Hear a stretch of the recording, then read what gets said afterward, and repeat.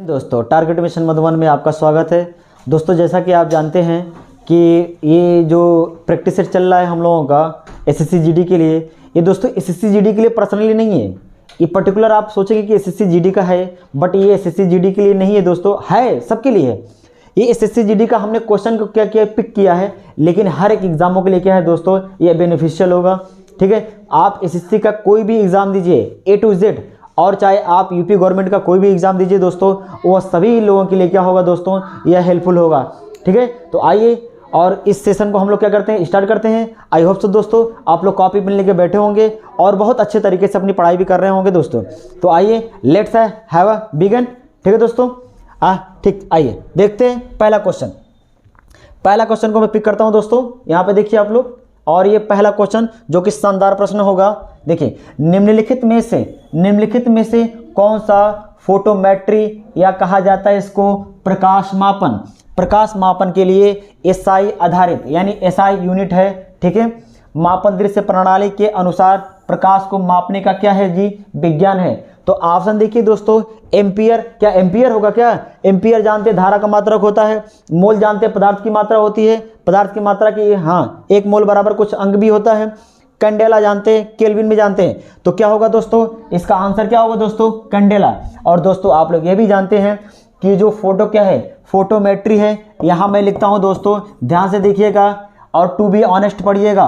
ठीक है दोस्तों, कि एक क्वेश्चन से हमें 5 क्वेश्चन बताने हैं। इस फोटोमेट्री में देखिए दोस्तों, जब कभी ये फोटोमेट्री में 3 यूनिट आती हैं, एक आती है कैंडेला, क्या आता है दोस्तों, एक आती है कैंडेला, दूसरी आती है ल्यूमेन। कौन सी आती है दोस्तों, ल्यूमेन आती है, और तीसरी जो आती है दोस्तों, लक्स आती है। अगर कहीं आपको फोटोमेट्री दे दे और फोटोमेट्री में कैंडेला हो तो कैंडेला मारिएगा, अगर ये नहीं है तो ये मारिएगा, अगर ये नहीं है तो लक्स मारिएगा। आई होप सो दोस्तों समझ में आया। आइए एम्पियर देखते हैं। आप जानते हैं दोस्तों, विद्युत धारा का जो मात्रक होता है एम्पियर, इसको ए से डिनोट करते हैं। देखिए, हम जानते हैं क्या होता है, Q equal to I T होता है, तो I इक्वल टू क्या होगा दोस्तों, Q अपॉन टी होगा। तो कहा जाता है कि एकांक समय में किसी चालक में प्रभावित आवेश को उस चालक की विद्युत धारा कहते हैं। वंस अगेन, एकांक समय में किसी चालक में प्रभावित आवेश को उस चालक की विद्युत धारा कहते हैं। इसे I से व्यक्त करते हैं दोस्तों, और I क्या है, यह विद्युत धारा है, और इसका मात्रक क्या है, एम्पियर। इसे क्या बोलते हैं दोस्तों, इसे ए से व्यक्त करते हैं, एम्पियर। तो इतनी बात समझ में आई। आइए मोल देखिए दोस्तों, आप जानते हैं पदार्थ की मात्रा, मैं यहाँ पे लिखता हूँ दोस्तों, पदार्थ की मात्रा क्या होती है दोस्तों, पदार्थ की मात्रा की एसआई जो यूनिट होती है, एसआई यूनिट होती है दोस्तों, उसे कहा जाता है क्या, मोल। क्या दोस्तों, इसे मोल कहा जाता है। और आप जानते हैं दोस्तों, 1 मोल बराबर जो होता है, 1 मोल इक्वल टू होता है 6.023 इंटू 10 टू द पावर 23 होता है। कितना होता है, इकाई, यूनिट। ठीक है दोस्तों, देखिए इस नंबर को सबसे पहले 1811 में एक इटली के रसायन शास्त्र थे जिनका नाम था एवोगाड्रो नाम था दोस्तों, जिस कारण इसे एवोगाड्रो संख्या भी कहते हैं। कौन दोस्तों, इसे क्या बोलते हैं, एवोगाड्रो संख्या भी बोलते हैं। तो ये प्रश्न आया है दोस्तों, एवोगाड्रो संख्या भी कहते हैं, यह प्रश्न आया भी है कि एवोगाड्रो नंबर बराबर क्या होता है, 6.023 इंटू 10 टू द पावर 23। यह 2 भी होता है, 3 भी होता है, लेकिन डेसिमल के बाद कोई इसका ज़्यादा वैल्यू नहीं होता है। ठीक है, तो देख लीजिए, इसे एवोगाड्रो नंबर भी कहते हैं। आइए केल्विन जानते हैं दोस्तों, यह टेम्परेचर या तापमान की एसआई यूनिट होती है। किसकी दोस्तों, यह तापमान की एसआई यूनिट होती है, जिसे कहा जाता है केल्विन। आई होप सो दोस्तों, देखिए एक क्वेश्चन से कहीं ना कहीं 4-5 क्वेश्चन तैयार हुए कि नहीं हुए, तो ये सारे के सारे पेपर में आते हैं। आइए लेट्स मूव, आगे बढ़ते हैं। अगला प्रश्न, एक क्वेश्चन हो गया, दूसरे नंबर पे आ जाइए दोस्तों, दूसरा नंबर देखते हैं, और बहुत ही शानदार प्रश्न है। कदम बांध ए डॉट दिया, इसमें फिल करना है आपको। सरौरी नदी, गोदावरी नदी, काबनी नदी, कावेरी नदी में कदम नदी के संगम पर स्थित है। देखिए कदम बांध जो है दोस्तों, आप जानते हैं ये कदम बांध है ना, इस कदम बांध को कदम परियोजना भी कहा जाता है। कदम परियोजना भी कहा जाता है दोस्तों, इसे कदम परियोजना भी कहा जाता है। यह कदम बांध है, ये जानते हैं, ये कदम जो नदी है ना दोस्तों, कदम नदी, या कदम नदी जो है दोस्तों, यह गोदावरी की क्या है, सहायक नदी है। ये क्या है दोस्तों, यह गोदावरी की क्या है दोस्तों, गोदावरी की सहायक नदी है। क्या है दोस्तों, गोदावरी की सहायक नदी है। ठीक है दोस्तों, ठीक। और आप जानते हैं गोदावरी को क्या कहा जाता है, इस गोदावरी को बूढ़ी गंगा भी तो कहा जाता है, या वृद्ध गंगा, बूढ़ी गंगा या वृद्ध गंगा। और दक्षिण भारत की सबसे बड़ी क्या है, यह नदी है। ठीक है दोस्तों, सबसे बड़ी नदी है कौन सी नदी, गोदावरी नदी। और दक्षिण भारत में सर्वाधिक डेल्टा बनाने वाली, सबसे ज़्यादा डेल्टा बनाने वाली, सर्वाधिक डेल्टा बनाने वाली नदी कौन सी है, गोदावरी है, दक्षिण भारत की। तो अब बात समझ में आई दोस्तों, यह गोदावरी नदी की सहायक नदी क्या है दोस्तों, कदम नदी। और इसी कदम नदी पे आप देखेंगे कदम बांध है, और इस कदम बांध को कदम परियोजना के नाम से भी जाना जाता है। आइए शरावती के बारे में देखिए दोस्तों। यह शरावती नदी जो है ना, यह कर्नाटक से निकलती है। कहाँ से दोस्तों, यह शरावती नदी यह कर्नाटक से निकलती है। और इसी नदी पे दोस्तों देखेंगे आप, भारत का सबसे ऊंचा एवं लंबा या सबसे बड़ा बांध है, जिसे कहा जाता है, नहीं बांध नहीं है दोस्तों, सबसे बड़ा झरना या वाटरफॉल कहा जाता है।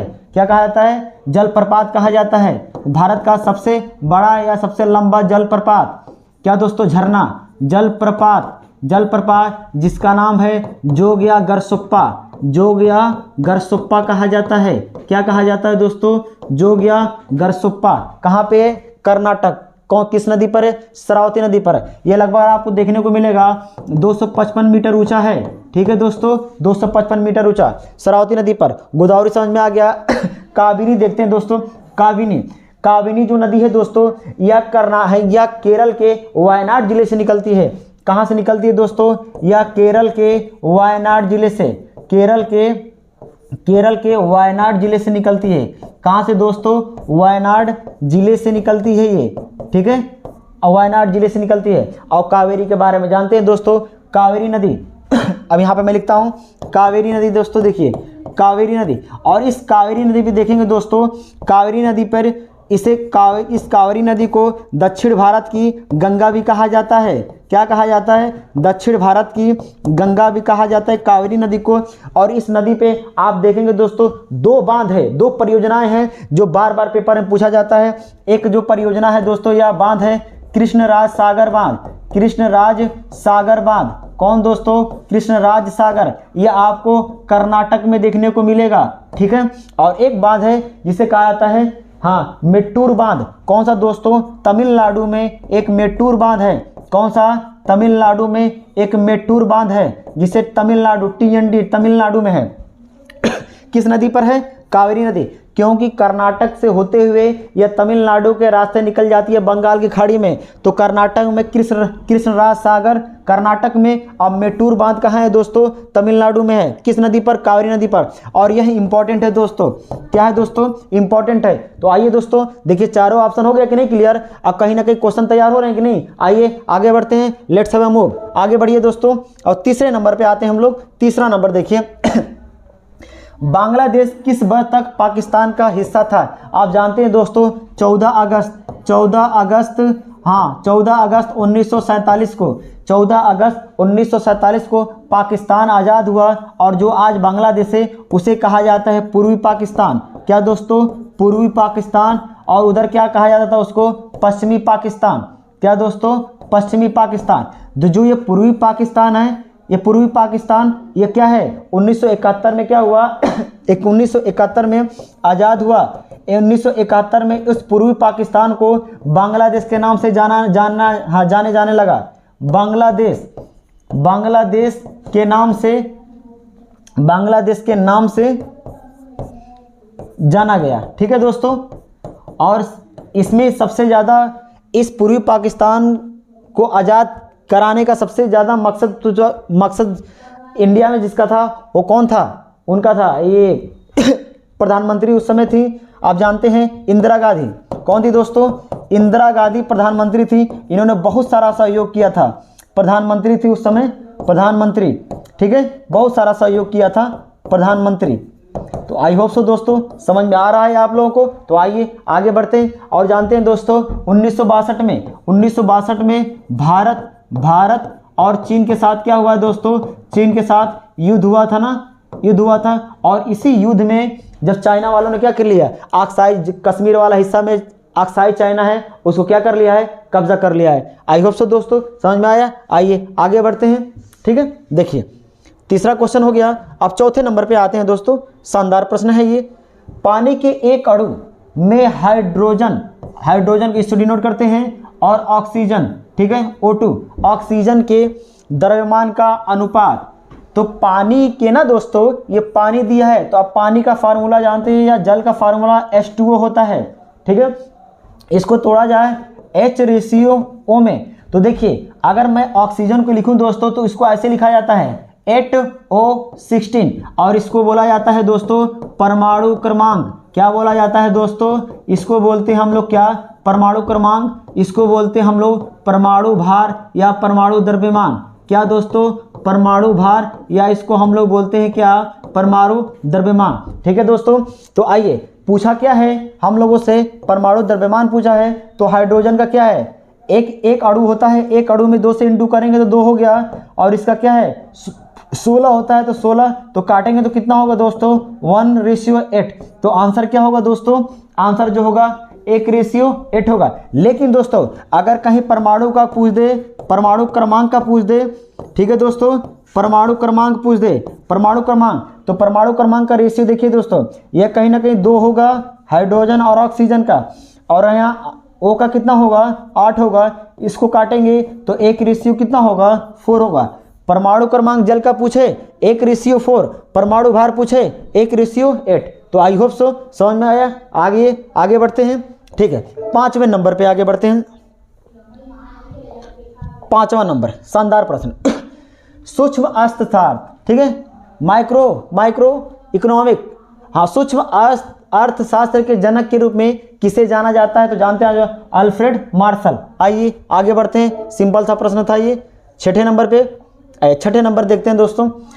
1985 के संविधान अधिनियम ने भारतीय संविधान की किस अनुसूची को सम्मिलित किया, जो दल बदल के कारण संसद, विधानसभा, राज्य की विधान परिषद के किसी भी सदन में सेवा करने से किसी व्यक्ति का अयोग्यता संबंधित है। दोस्तों इतना बड़ा क्वेश्चन लिखने का आशय मेरा यह है, ये इतना बड़ा क्वेश्चन है नहीं, ये एकदम क्या है आसान प्रश्न है। इसमें पूछ रहा है कि बताइए वो भारत हो कौन सी संविधान की कौन सी अनुसूची है जिसमें दल बदल संबंधित प्रावधान दिए गए हैं। तो क्या होगा दोस्तों, आप जानते हैं कि भारत में 12 अनुसूचियां हैं। कितने दोस्तों, भारत के संविधान में 12 अनुसूचियां हैं। और 10वें अनुसूची में देखिए, 10वें अनुसूची जब कभी आपको दल बदल दे देना तो 10 से क्या होगा 10वें, 10 से क्या होगा 10वें, 10 से क्या होगा दोस्तों 10वें। तो 10वें अनुसूची में आपको देखने को मिलेगा दल बदल संबंधी प्रावधान है। क्या है दोस्तों, दल बदल। और कई बार पेपर में पूछा है दोस्तों दल बदल संबंधी क्या है दोस्तों, दल बदल संबंधी प्रावधान किसमें दिया गया है 10वें अनुसूची में। आइए एक एक करके निपटा लिया जाए। इसमें भी तो है दोस्तों, तो क्या 6वें को ना बताया जाए, तीसरे को ना बताया जाए, 5वें को ना बताया जाए, ये सिस्टम नहीं है, सभी बताया जाए। आइए 10वां तो हो गया। 6ठा में देखिए दोस्तों, 6ठवें में देखेंगे हम लोग 6ठवें अनुसूची में। तो देखिए इसमें 4 राज्य हैं जिसमें कहा जाता है असम हो गया, मेघालय हो गया, असम, मेघालय, मिजोरम, असम, मेघालय, मिजोरम और त्रिपुरा। यह 4 राज्यों के क्या है दोस्तों, ये 4 राज्यों के जनजातीय का प्रशासन का उल्लेख है। 4 राज्यों का जनजातीय प्रशासन का उल्लेख है, 4 राज्यों के जनजातीय प्रशासन का उल्लेख है 6ठे में। तीसरा में जानते हैं दोस्तों, तीसरा में आप जानते हैं शपथ का प्रावधान है ना, शपथ का प्रावधान है तीसरे में। 5वें में देख लीजिए दोस्तों, 5वें अनुसूची में 5वें अनुसूची में देखेंगे एससी और एसटी, अनुसूचित जाति और अनुसूचित जनजाति के, हाँ, जनजाति के प्रशासन का क्या है उल्लेख है। ठीक है, ये हो गया 5वें, सारा का सारा हो गया। आइए आगे बढ़ते हैं, 6ठा नंबर हो गया। अब 7वें नंबर में देखते हैं दोस्तों, 7वें नंबर जो कि शानदार प्रश्न देखने को मिलेगा आप लोगों के स्क्रीन पे। आइए देखिए, 6 सितंबर 2021 को इसरो के अध्यक्ष द्वारा की गई घोषणा के अनुसार चंद्रयान 2 ने चंद्रमा की डॉट डॉट इसमें भरना है परिक्रमा पूरी कर ली थी। तो आप जानते हैं दोस्तों इसका आंसर क्या होगा, 9000। क्या होगा दोस्तों, 9000। आइए चंद्रयान 2 के बारे में देख लेते हैं दोस्तों, इसका प्रक्षेपण कब हुआ, कब भेजा गया। तो आइए पहले इसरो के बारे में जानते हैं। आप जानते हैं दोस्तों इसरो के बारे में आइए हम लोग कर लेते हैं। तो इसरो का क्या है, भारतीय का मतलब इंडियन ना, ये इस आई का मतलब क्या होगा, इंडियन। एस का मतलब होता है दोस्तों स्पेस, इंडियन स्पेस रिसर्च। मैं लिख देता हूँ फुल फॉर्म, कई बार पूछा है दोस्तों, इंडियन रिसर्च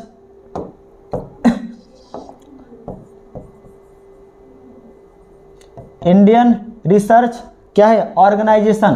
क्या है दोस्तों, ऑर्गेनाइजेशन। ये कई बार पूछा है दोस्तों, ऑर्गेनाइजेशन। तो इंडियन स्पेस रिसर्च ऑर्गेनाइजेशन।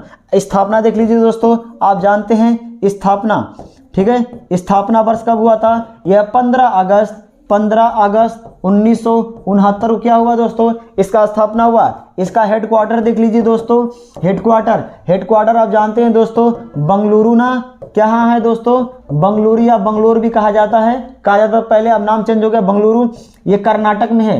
कहाँ है दोस्तों, कर्नाटक। मैं लिखता हूँ यहाँ पे देखिएगा, कर्नाटक। कहाँ है दोस्तों, कर्नाटक की राजधानी है। और इसके जो वर्तमान में अध्यक्ष हैं दोस्तों,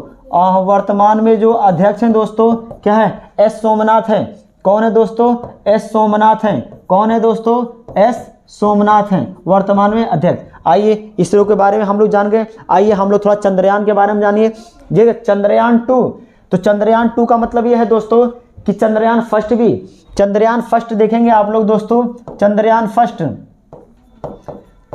फर्स्ट जो है दोस्तों आप जानते हैं, यह 22 अक्टूबर 2008 को क्या हुआ था, भेजा गया था 22 अक्टूबर 2008 को। अगर 2 देखा जाए हाँ चंद्रयान 2 देखा जाए दोस्तों, चंद्रयान 2 देखा जाए तो यह जो भेजा गया है यह 22 जुलाई, कब दोस्तों, यह 22 जुलाई 2019 को भेजा गया ना, 22 जुलाई 2019 को। अगर तीसरा देखा जाए चंद्रयान 2 तो 2022 में भेजने का ये भारत सरकार के पास प्रस्ताव था, लेकिन किसी कारणवश फंडिंग न होने के कारण यह 2022 में क्या हुआ दोस्तों, प्रक्षेपण नहीं कर पाए।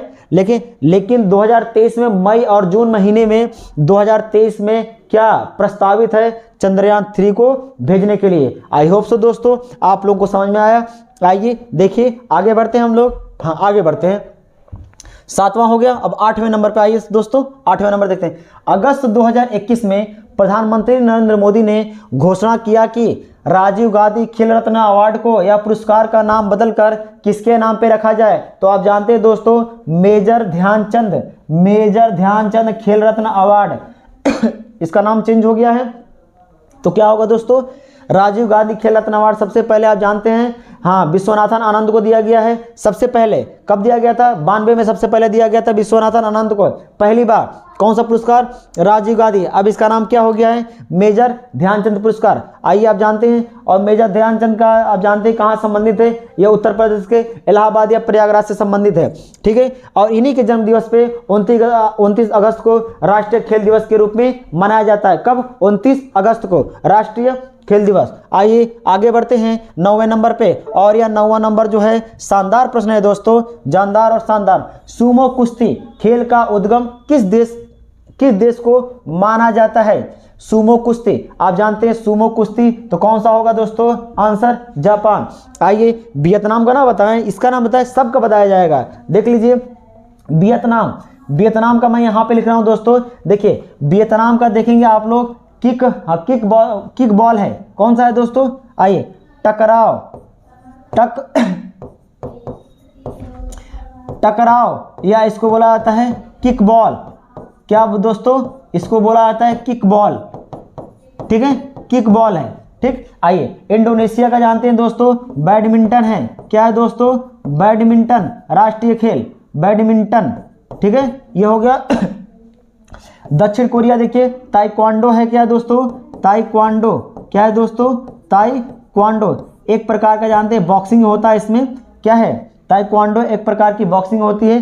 जो वो मार्शल आर्ट सीखे रहते हैं वो सब करते हैं, ताइक्वांडो। ठीक है, आइए आगे बढ़ते हैं, सारा का सारा देख लीजिएगा आप लोग। आइए, अब 9वें नंबर हो गया, अब 10वें नंबर पे हम लोग मूव करते हैं दोस्तों। आइए, मराठों और अफगानिस्तान के शासक अहमद शाह अब्दाली, ठीक है, अहमद शाह अब्दाली या अहमद शाह दुर्रानी भी है, के बीच पानीपत का तीसरी लड़ाई किस वर्ष में लड़ी गई थी? तो आप देखिए दोस्तों, आसान सा प्रश्न है ये, आप कर लेंगे। आप जानते हैं पानीपत का 3 युद्ध हुआ था दोस्तों। क्या हुआ था? पानीपत का 3 युद्ध हुआ था।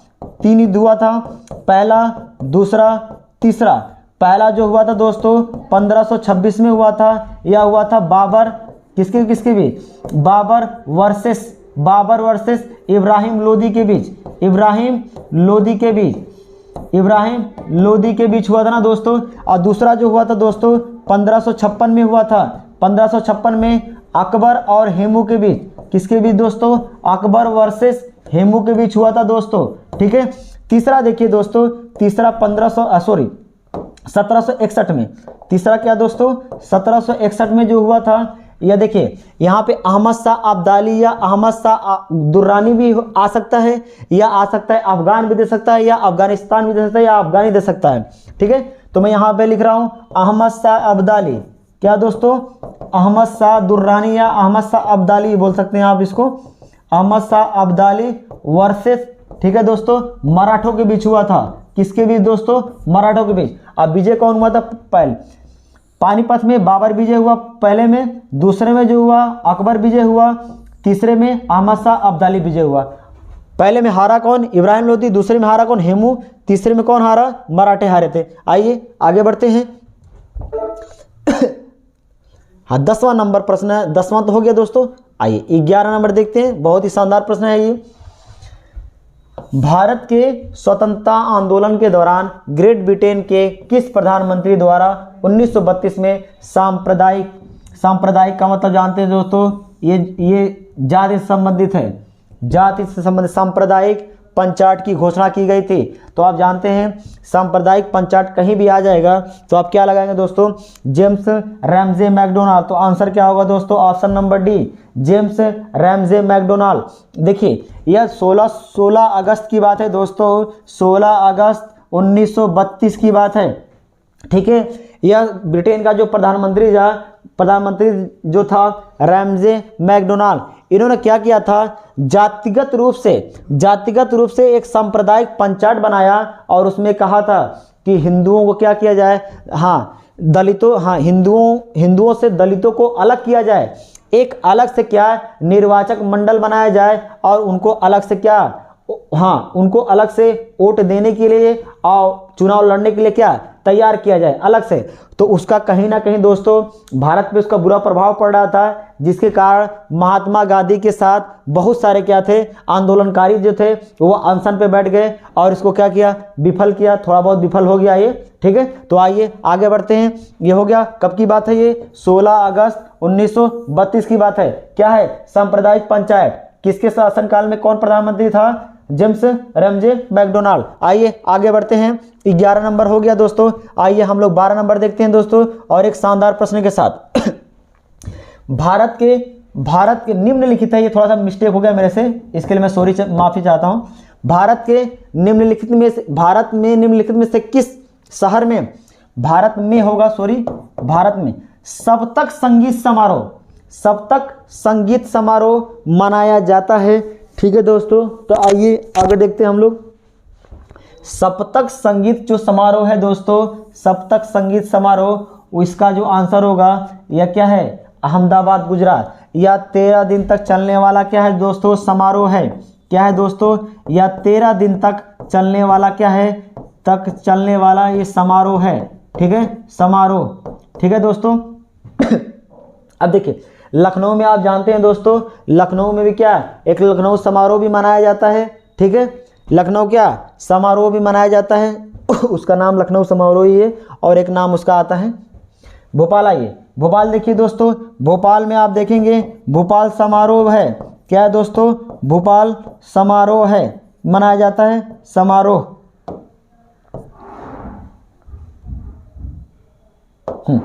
समारोह भोपाल में, भोपाल समारोह। अमृतसर में देखेंगे दोस्तों, पंजाब के अमृतसर में रोहा, इसमें लोहड़ी मनाई जाती है कब? 13 जनवरी को। कब दोस्तों? 13 या 14 जनवरी को मनाई जाती है। 14 जनवरी को 13 लोहड़ी 13 जनवरी या 14 जनवरी को मनाई जाती है। 13 जनवरी 14 जनवरी, जनवरी को क्या मनाया जाता है? लोहड़ी उत्सव। क्या दोस्तों? लोहड़ी उत्सव। लोहड़ी उत्सव मनाया जाता है, समारोह, ठीक है। और लखनऊ में आप जानते हैं लखनऊ या सैफई महोत्सव होता है। क्या दोस्तों? सैफई महोत्सव, सैफई महोत्सव लखनऊ में। देखिए चारों ऑप्शन हो गए, तो आइए आगे बढ़ते हैं दोस्तों। अगला प्रश्न, और यह 13 नंबर का प्रश्न है, बहुत ही शानदार प्रश्न है। सीएनजी का पूर्ण रूप क्या होगा? बस सीएनजी का पूर्ण रूप पूछा है, तो कौन सा होगा दोस्तों? Compressed natural gas. कौन सा होगा दोस्तों? Compressed natural gas, option C. तो सीएनजी जानते हैं दोस्तों, इसमें क्या पाया जाता है? हाँ, प्रोपेन पाया जाता है, प्रोपेन और मेथेन पाया जाता है दोस्तों। सीएनजी में क्या पाया जाता है दोस्तों? प्रोपेन प्लस क्या? मेथेन पाया जाता है, ठीक है दोस्तों, सीएनजी में। आइए आगे बढ़ते हैं। एक कोल गैस होता है। 13 नंबर हो गया। 14 नंबर में आइए, और 14 नंबर देखते हैं, और बहुत ही शानदार प्रश्न है दोस्तों ये। हाँ, विटीकल्चर के रूप में जाना जाता है, विटीकल्चर के रूप में जाना जाता है। तो आप जानते हैं दोस्तों, विटीकल्चर का मतलब क्या? अंगूर की खेती को क्या बोला जाता है? विटीकल्चर कहा जाता है। तो सब्जियां देख लिया जाए, फूल भी देख लिया जाए, और फल भी देख लिया जाए। तो आइए हम लोग देखते हैं, सब्जियों की जो कृषि होती है दोस्तों, जो सब्जियों की कृषि होती है उसको कहा जाता है ओलोरीकल्चर। क्या कहा जाता है दोस्तों? ओलोरीकल्चर। ओलेरीकल्चर कहा जाता है। क्या कहा जाता है दोस्तों? हाँ, ओलेरीकल्चर कहा जाता है। यहाँ मैं लिखता हूँ ओलेरीकल्चर। अब देखिए इसमें फूल भी है ना, तो फूल का देखिए दोस्तों, फूल की कृषि को कहा जाता है दोस्तों पोमोलॉजी। क्या कहा जाता है दोस्तों? पोमोलॉजी, या पोमोकल्चर भी कहा जाता है। क्या कहा जाता है? पोमोकल्चर भी कहा जाता है, ठीक है दोस्तों, पोमोकल्चर भी कहा जाता है, ठीक। अब आइए फल का भी देख लिया जाए, फल की कृषि या खेती क्या कहलाती है? फ्लोरिकल्चर। क्या है दोस्तों? फ्लोरिकल्चर। और सब पेपर में पूछा जाता है दोस्तों, इसको ध्यान से पढ़िएगा, फ्लोरिकल्चर। तीनों हो गए ना। अब अंगूर में जानते हैं विटीकल्चर, अंगूर हो गया। और रेशम जानते हैं दोस्तों, रेशम में हम मछली देख लीजिए, मछली जानते हैं आप दोस्तों, पीसी कल्चर होता है। मछली का क्या दोस्तों? PC culture. और रेशम का जानते हैं आप लोग दोस्तों, रेशम वाला होता है रेशम का तो आप जानते ही होंगे, बहुत आसान है, याद नहीं आ रहा हमें। सेरीकल्चर, हाँ सेरीकल्चर होता है। आइए सेरीकल्चर है, रेशम का क्या है दोस्तों? सेरीकल्चर। ये हो गया सारा का सारा। देखिए कितने प्रश्न हो गए, 1 2 3 4 5 6, इसमें 4 से 5 प्रश्न हो गए। आइए आगे बढ़ते हैं, इसको स्क्रीनशॉट ले लीजिएगा। आइए आगे बढ़ते हैं दोस्तों। हाँ 14 नंबर हो गया, 15 नंबर में बढ़ते हैं आगे। देखिए मालाबार नौसेना अभ्यास 2022 में निम्नलिखित में से किस देशों के समूह ने भाग लिया? तो आप जानते हैं दोस्तों, यह मालाबार क्या है? एक सैन्य अभ्यास है। यह 4 देशों का क्या है? हाँ, एक साथ संयुक्त सैन्य अभ्यास है, जिसे कहा जाता है दोस्तों क्वाड कहा जाता है। क्या कहा जाता है दोस्तों? क्वाड। और इस क्वाड का मतलब होता है क्वाड्रिलेटरल, क्वाड्रिलेटरल कहा जाता है,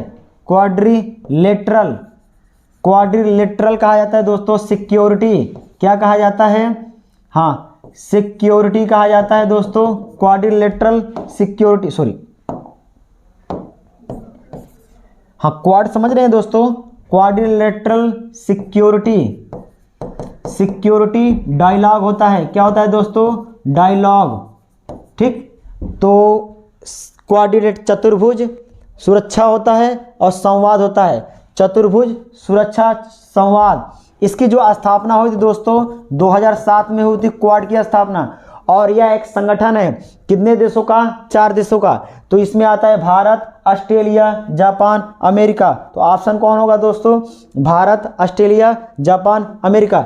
और दोस्तों क्वाड में जानते हैं ये नौसेना, ये जो प्रक्षेपण होता है दोस्तों, ठीक है, यह अभ्यास जो होता है यह सिर्फ इंडो और पैसिफिक का मतलब प्रशांत, ठीक है दोस्तों, इंडो और प्रशांत वाले क्षेत्र में ही क्या होता है, सिर्फ होता है, ठीक है, एक्सरसाइज, या इंडो और प्रशांत वाले क्षेत्र में ही एक्सरसाइज या कराया जाता है अभ्यास। इसके अलावा आप किसी भी क्षेत्र में, अटलांटिक में नहीं जा सकते आप, ठीक है दोस्तों। प्रशांत महासागर और इंडिया के वाले क्षेत्र में ही आप क्या कर सकते हैं, ये अभ्यास कर सकते हैं। ये अनौपचारिक रूप से क्या है, एक ये होता है, ठीक, एक्सरसाइज। तो आइए देख लीजिए ये क्वाड।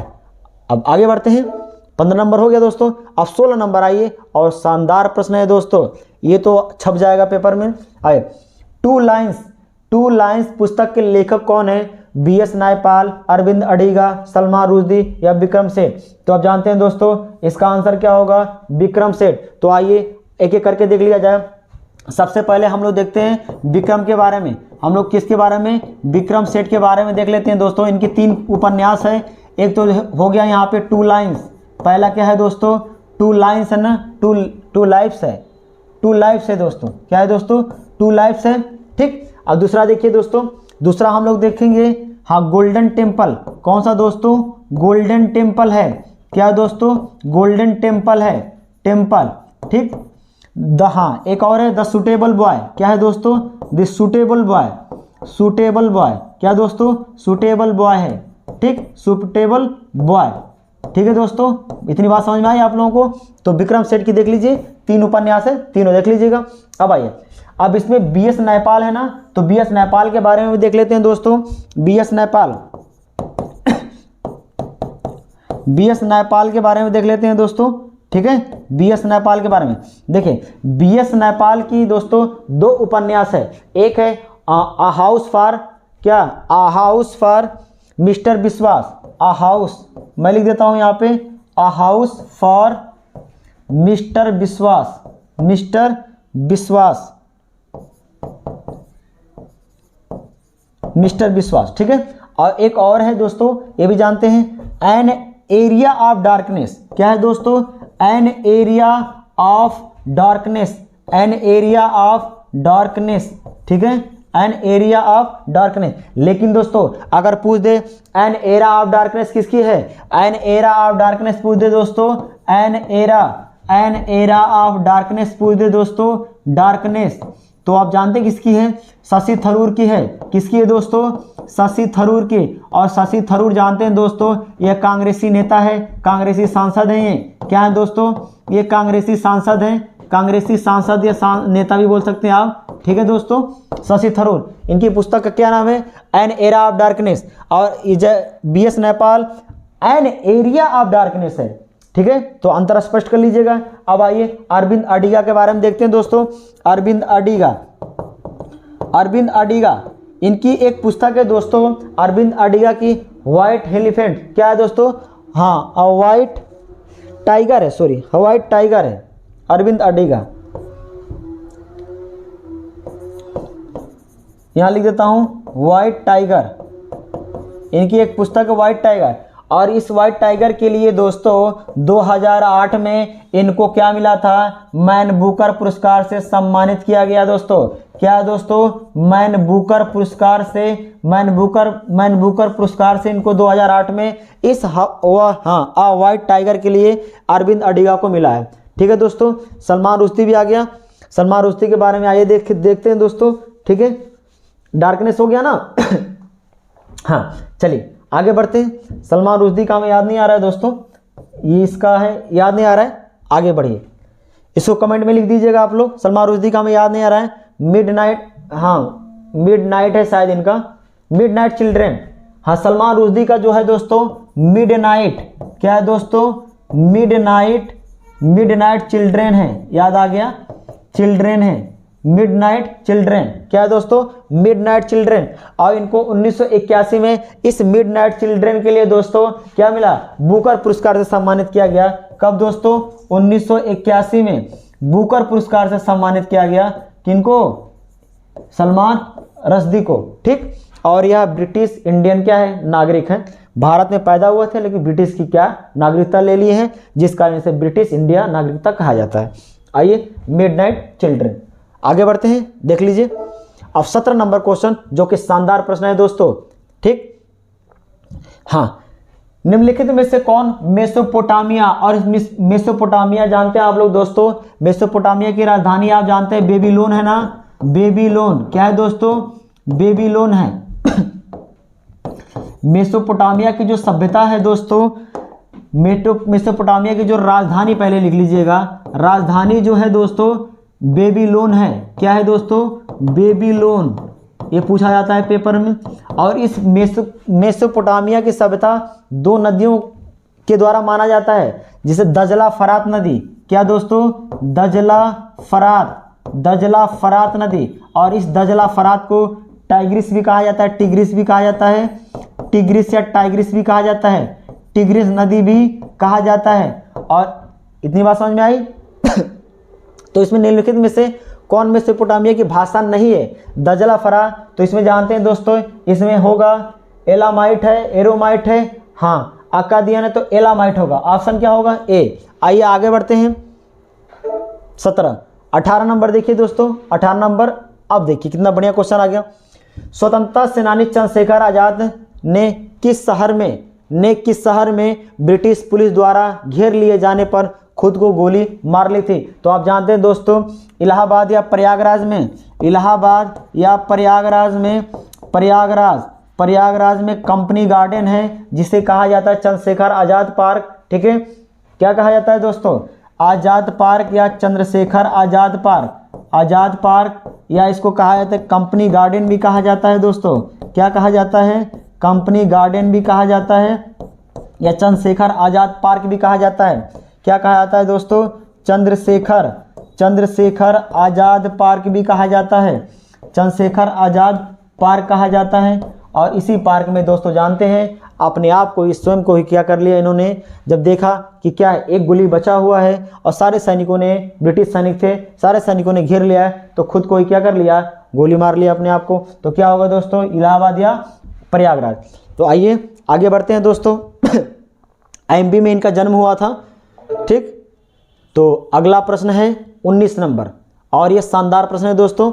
19 नंबर देखिए, युमथांग घाटी निम्नलिखित में से किस राज्य में स्थित है? निम्नलिखित में से किस राज्य में क्या है दोस्तों, अवस्थित है या स्थित है? उत्तराखंड, हिमाचल प्रदेश, नागालैंड, सिक्किम। तो आंसर क्या होगा दोस्तों, सिक्किम होगा।